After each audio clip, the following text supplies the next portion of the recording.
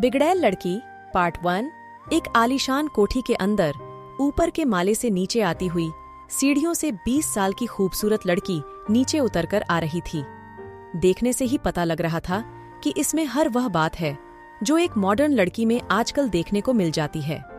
बलवंत, जो वहीं हॉल में बैठे हुए मोबाइल से किसी से बात कर रहे थे, अपनी बेटी को बाहर जाता देखकर, बलवंत, रवीना कहाँ जा रही हो इस वक्त रात के 11 बजे? रवीना अपने खूबसूरत लंबे रेशमी बालों को अपने हाथ से पीछे की तरफ करती है। और पापा, मैं दोस्तों के साथ पार्टी पर जा रही हूं, सुबह 4 बजे तक आ जाऊंगी। बलवंत अपना मोबाइल बंद करते हुए, चुपचाप अपने कमरे में चली जाओ, कोई पार्टी वार्टी में नहीं जाओगी, समझी तुम?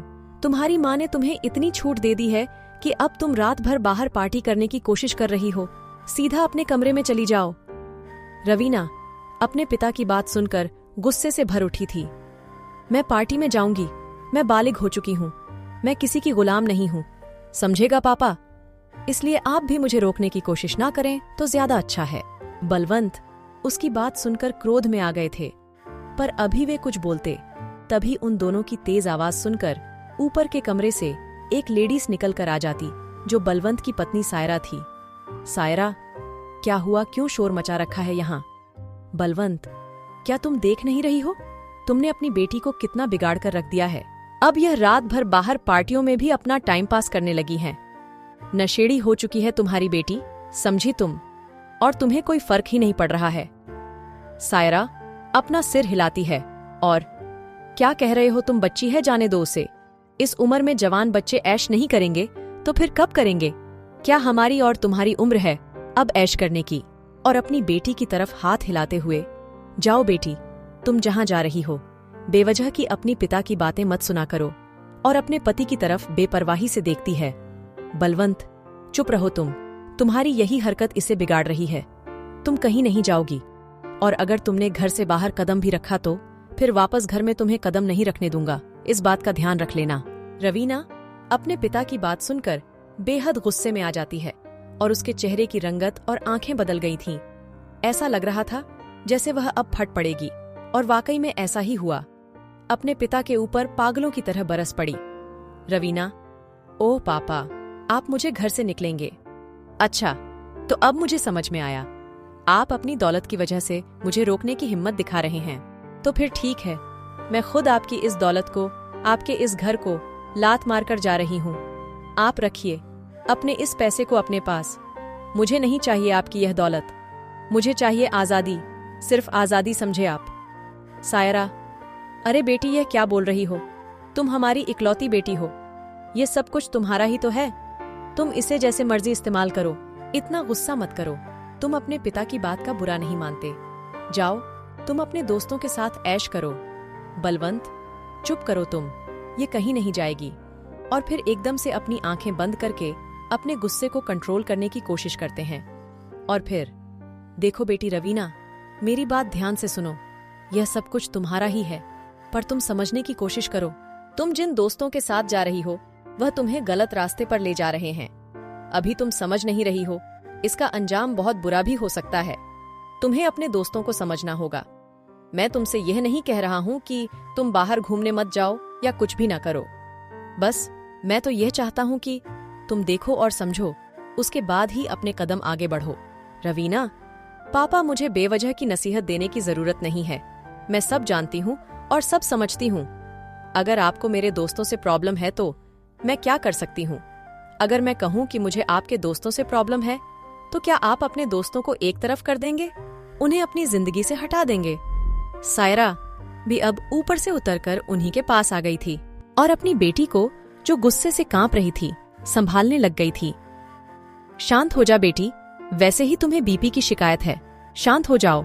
बलवंत अपनी बेटी की हालत देखकर बेहद परेशान हो जाता है।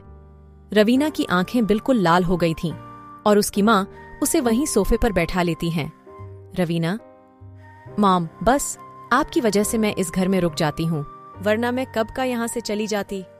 और गुस्से से अपने पिता की तरफ देखती है। बलवंत, मेरी बात सुनो रवीना, ऐसे गुस्सा करने से कुछ नहीं होगा। तुम्हें अपने आप को बदलना होगा, और ये रात रात भर बाहर रहकर नशा करना छोड़ना होगा, समझी तुम? रवीना फिर से खड़ी हो जाती है और गुस्से से अपने सिर को हिलाती हुई, आप चाहते हैं मैं यह नशा छोड़ दूं और रात रात भर बाहर ना रहूं? ठीक है, मैं भी देखती हूं कैसे आप मुझे रोक पाते हैं। मेरी अपनी जिंदगी है और मुझे इसे जीना आता है। और बेहद तेज रफ्तार से चलते हुए वहां से बाहर निकल जाती है। बलवंत गुस्से भरी नजरों से अपनी बेटी को जाता हुआ देख रहा था।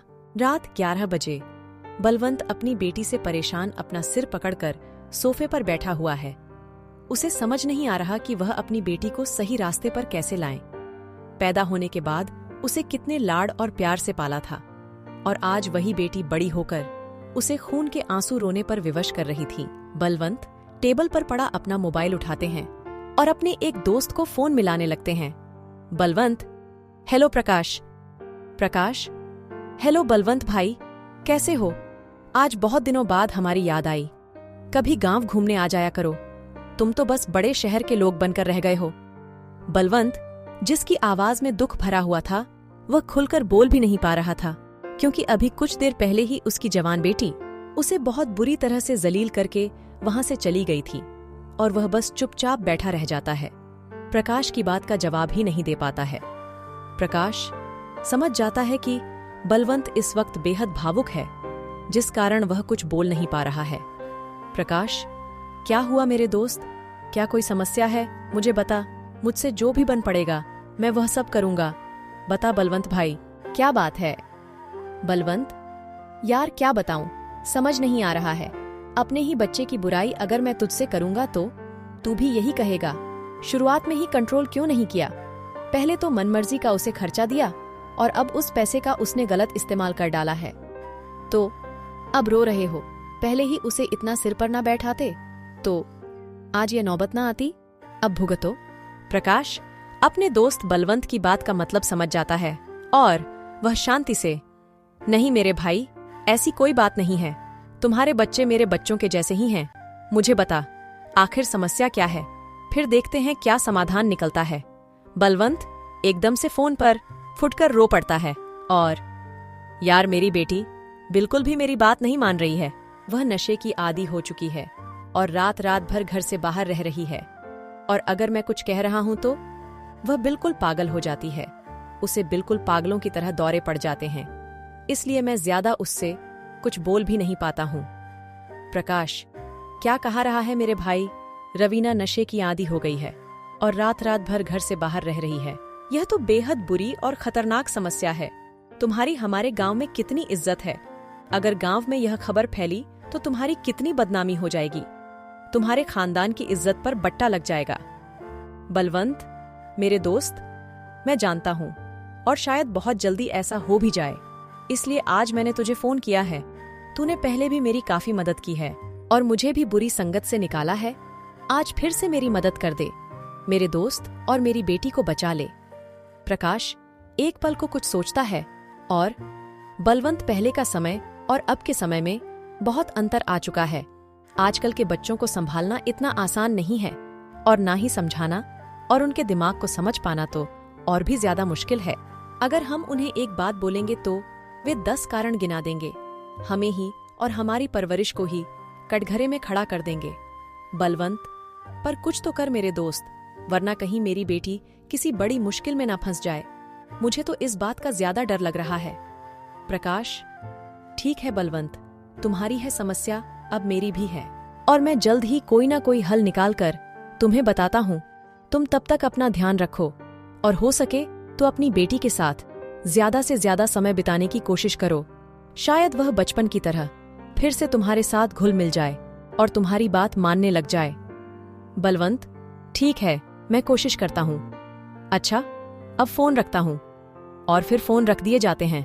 दूसरी तरफ इस वक्त रवीना, जो बेहद गुस्से में घर से निकली थी और अभी भी गुस्से में ही कार ड्राइव कर रही थी, गुस्सा उसके चेहरे और आंखों पर नजर आ रहा था।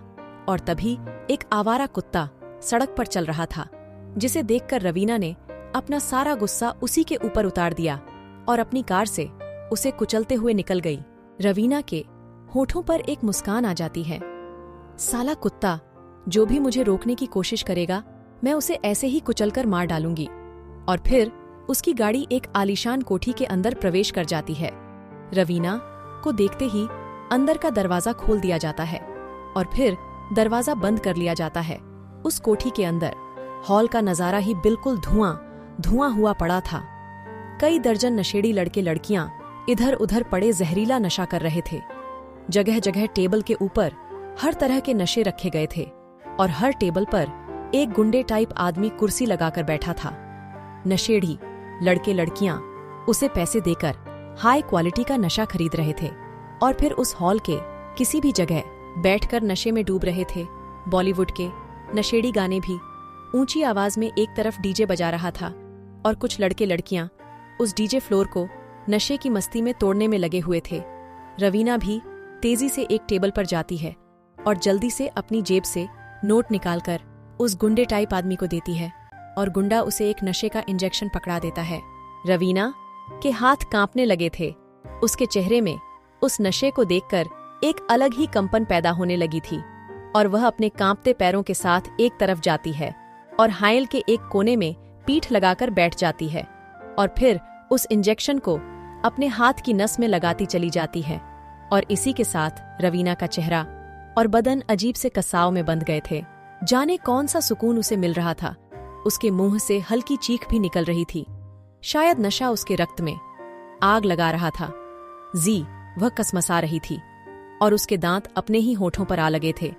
उसकी आंखें नशे से लाल हो चुकी थीं और फिर धीरे धीरे वहां की रंगीन दुनिया में खो गई थी। नशे की दुनिया में डीजे माइक पर एक आवाज गूंज गई थी, जो भी हमारी इस दुनिया में आएगा वह हमारा हो जाएगा। यहाँ आने की इजाजत तो है पर बाहर जाने की इजाजत बिल्कुल नहीं मिलेगी। हाँ हाँ हाँ हाँ हाँ, डूब जाओ मेरी इस नशेड़ी दुनिया में। रवीना सुबह 5 बजे के करीब उस कोठी से बाहर अपनी कार लेकर निकल गई थी। उसका सिर भारी हो रहा था और आंखों में हल्की जलन हो रही थी।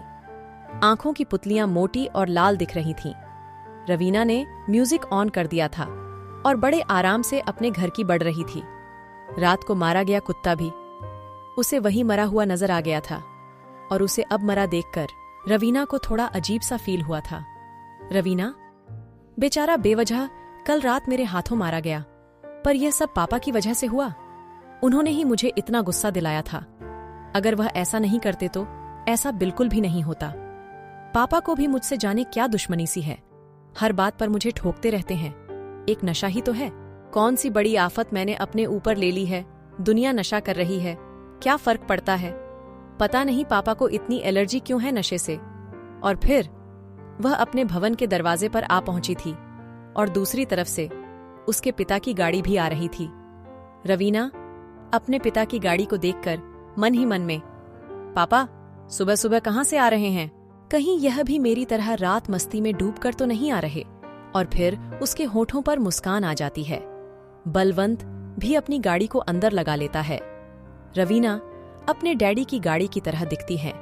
उसमें उसे एक बेहद खूबसूरत लड़की बैठी नजर आती है, जो अब उतरकर गाड़ी से बाहर आ गई थी। रवीना उसे ध्यान से देखती है।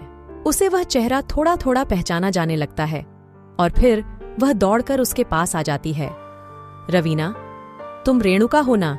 जब मैं बचपन में गांव आती थी तुम मेरे साथ खेलती थीं, जब हम इतने छोटे छोटे थे। रेणुका, हाँ मैं वही हूं। और मुस्कुराती हैं।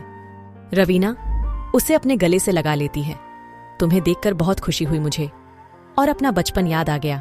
रेणुका भी उसे खासकर गले लगा लेती है और मुझे भी। बलवंत, चलो पहचाना तो सही। मुझे तो लगा था बिल्कुल नहीं पहचानेगी। रेणुका, तुम कैसी हो रवीना? और यह क्या हालत बना रखी है? तुम्हारी आंखें ऐसी कैसे हो गईं? मुझे लगता है तुम्हें बुखार है। चलो अंदर। और उसे कंधे से पकड़कर घर के अंदर ले जाने लगती हैं। बलवंत, रेणुका गांव से यहां रहने आई है, इसे ज्यादा परेशान मत करना। रवीना, मैं क्यों परेशान करने लगी पापा?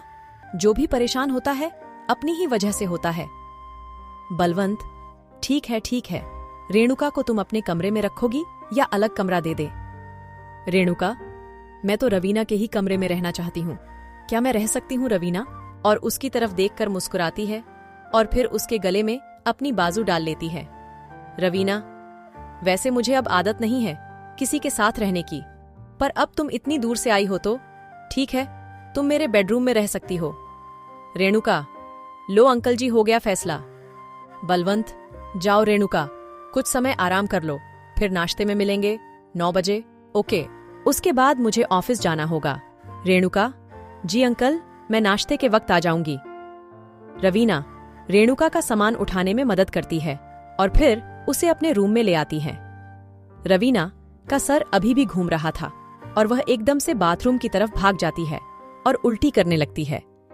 रेणुका उसे ऐसा करता देखकर घबरा गई थी और वह भागकर उसकी पीठ पर हाथ फेरने लगी। रेणुका, क्या हुआ रवीना? तुम्हारी तबीयत ठीक नहीं है। मुझे लगता है हमें डॉक्टर को बुला लेना चाहिए। रुको, मैं अंकल जी को बोलती हूँ। रवीना, नहीं, इसकी जरूरत नहीं है, बस ऐसे ही सर घूम रहा था। रात ज्यादा लंबी पार्टी हो गई थी इसलिए। रेणुका, अच्छा तो तुम रात पार्टी से आ रही हो और मुझे लगता है तुमने वहां कुछ ज्यादा ही पी ली है। इतनी पीने की क्या जरूरत थी?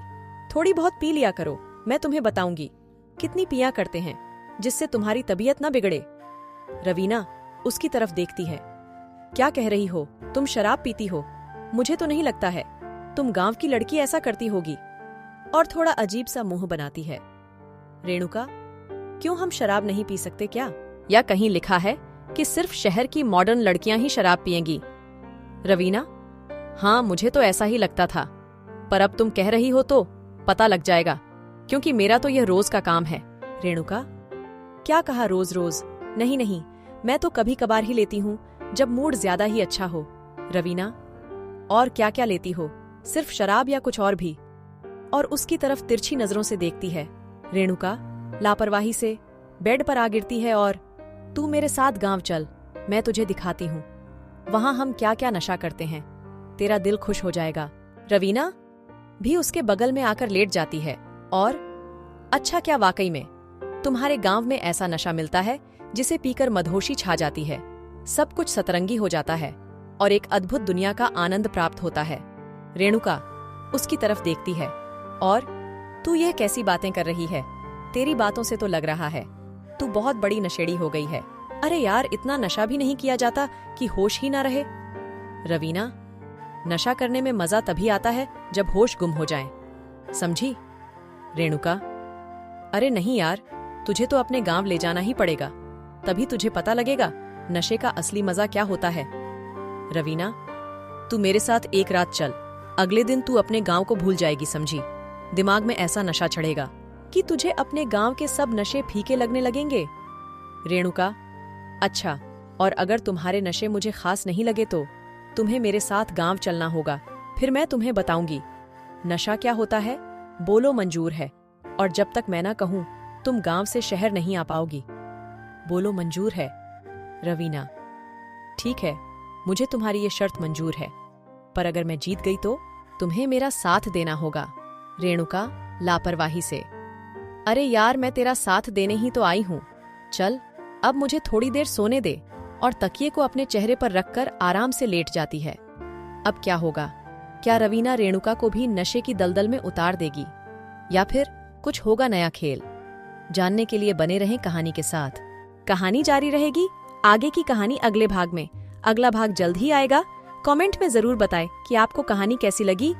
कहानी अच्छी लगी है तो वीडियो को लाइक कीजिए, शेयर कीजिए और हमारे चैनल को सब्सक्राइब करके बेल आइकॉन को भी दबा लीजिए, ताकि मैं जब भी वीडियो अपलोड करूं आपको वीडियो का नोटिफिकेशन मिल सके। तो चलिए दोस्तों, मिलते हैं नेक्स्ट वीडियो में। तब तक के लिए bye and thanks for watching video.